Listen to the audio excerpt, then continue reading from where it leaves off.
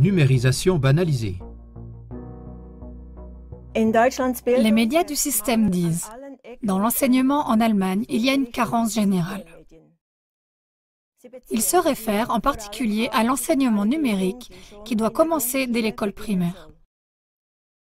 Le nombre croissant d'appels à l'aide venant des écoles, par contre, est à peine abordé.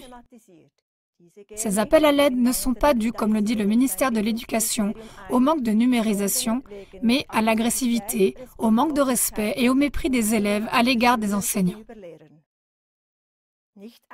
Le docteur Michael Winterhoff, pédopsychiatre allemand, dit dans son dernier livre que le mépris des règles, le sabotage des cours ou la violence rendent de plus en plus impossible la vie quotidienne à l'école.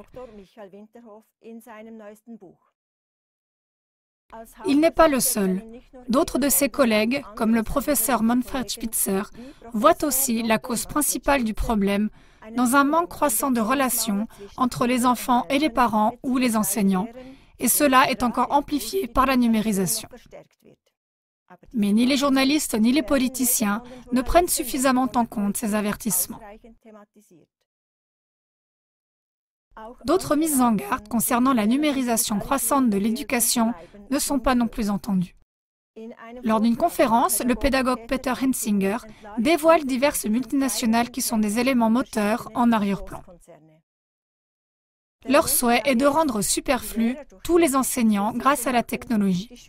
Les élèves devraient réagir aux instructions des logiciels informatiques intelligents plutôt qu'à celles des enseignants.